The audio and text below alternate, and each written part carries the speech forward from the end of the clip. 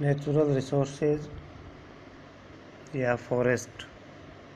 मानव के वातावरण में वनस्पति एक सजीव तत्व है। इस जगत में 3 प्रकार के जीवधारी है: वनस्पति, जंतु और मानव। तीनों का आपसी योग ही तीनों का सहज जीवन होता है। वनस्पति के योग के बिना विश्व के मानव की सत्ता स्थिर नहीं रह सकती।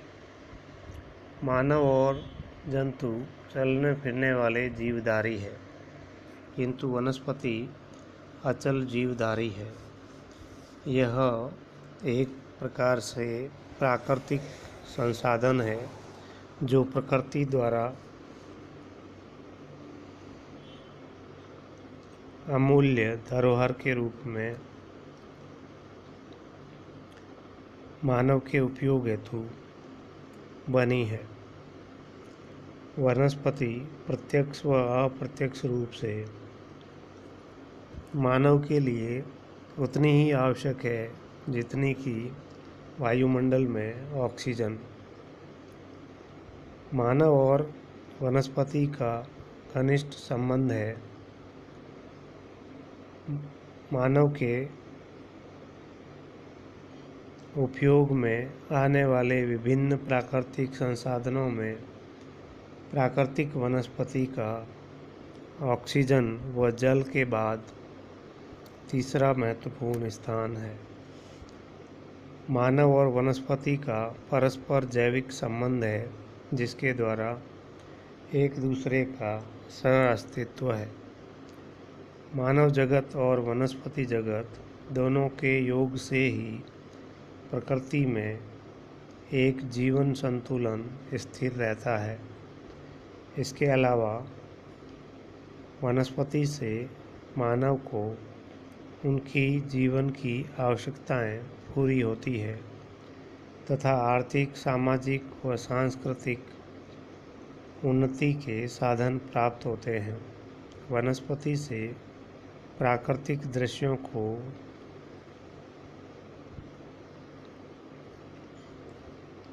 अलग पहचान मिलती है। इसके साथ ही मानव को उससे अनेक लाभ प्राप्त होते हैं, जैसे भोजन के लिए विभिन्न वस्तुओं का मिलना, वस्त्र बनाने के लिए रेशे, मकान या आवास बनाने के लिए लकड़ी, उद्योगों का कच्चा माल,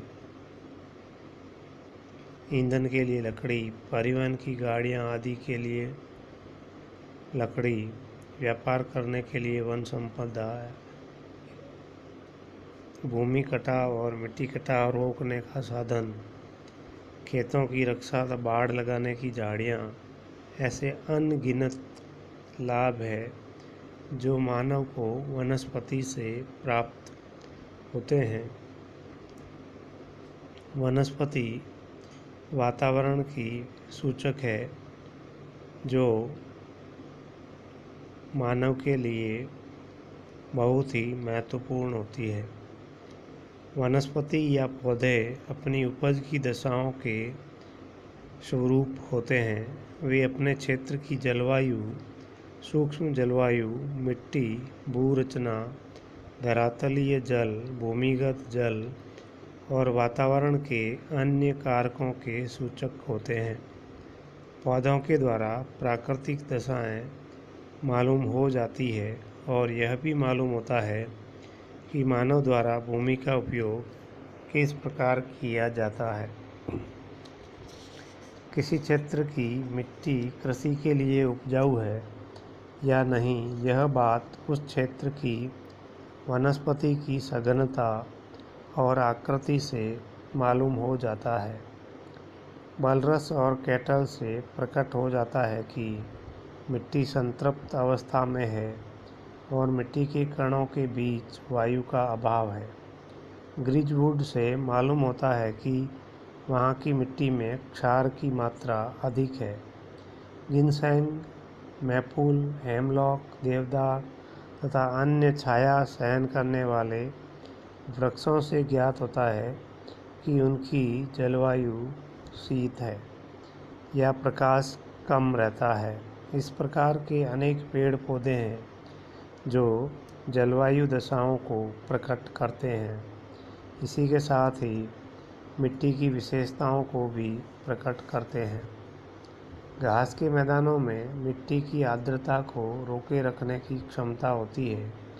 उनमें हुमस की प्रचुर मात्रा होती है, अतः घास के मैदान कृषि के लिए बहुत उपयोगी होते हैं। जिन क्षेत्रों के घास के गुच्छे दूर दूर बिखर कर उगते हैं, उनकी जलवायु शुष्क होती है और वर्षा की मात्रा 50 सेंटीमीटर से कम होती है। ऐसे क्षेत्रों में पशुचारण नहीं होना चाहिए और कृषि के लिए फसलें सावधानीपूर्वक बोई जानी चाहिए, जिससे सिंचाई का उपयुक्त प्रबंध हो। मरुस्थल में कैक्टस की झाड़ियों से प्रकट हो जाता है कि वहाँ की मिट्टी सिंचाई करने पर बहुत उर्वरा होती है। यही नहीं, वनस्पति या प्राकृतिक वनस्पति या वन संपदा विभिन्न प्रदेशों में विभिन्न प्रकार की होती है। वनस्पति और वातावरण के संबंधों का अध्ययन पादप पारिस्थितिकी कहलाता है। इसे वनस्पति पारिस्थितिकी भी कहते हैं। प्रत्येक क्षेत्र की वनस्पति पर वातावरण के कारकों की मिलीजुली क्रिया होती है, जिसमें तापमान, धूप, वर्षा की मात्रा, उगने की ऋतु, पाला, मिट्टी, भूमि के खनिज तत्व, जल प्रवाह, पवन की तेजी आदि का प्रभाव रहता है। पृथ्वी पर बहुत दूर दूर स्थित प्रदेशों में भी जहाँ जहाँ एक सी जलवायु, मिट्टियाँ, भू आकृतियाँ तथा एक जैसे अन्य भौतिक कारक है, वहाँ वहाँ एक समान वनस्पति पाई जाती है। कनाडा और साइबेरिया के बीच में अटलांटिक महासागर और यूरोप महाद्वीप स्थित है, फिर भी दोनों देशों में एक से शंकुधारी वन मिलते हैं। इस प्रकार प्राकृतिक संसाधनों में वनस्पति या वन संपदा पर निम्न तत्वों का प्रभाव होता है: तापमान, सूर्य का प्रकाश, आर्द्रता और वर्षा, वर्षा की ऋतु, पवन की दिशा और तेजी, वाष्पीकरण की मात्रा, भू आकृति, उच्चावच, मिट्टी की उर्वरता, भूमिगत जल आदि कारक वनस्पति के विकास में महत्वपूर्ण योगदान देते हैं।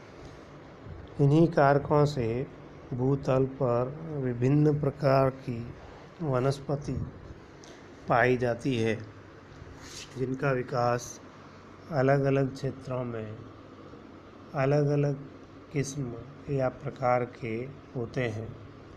वास्तव में वन संसाधन मानव के लिए बहुत ही उपयोगी होता है। प्रारंभिक काल में जब मानव का विकास प्रारंभ हुआ, उस समय से लेकर मानव के धरती पर जन्म लेने तक की अवधि का भरण पोषण इन्हीं वन संपदाओं के द्वारा संभव हुआ। इसलिए यह संसाधन बहुत ही महत्वपूर्ण है। विश्व में अलग अलग क्षेत्रों में अलग अलग प्रकार के वन संसाधन पाए जाते हैं, जिन पे बहुत सारे भौतिक तत्व प्रभाव डालते हैं। उनका अध्ययन अगले वीडियो में करेंगे।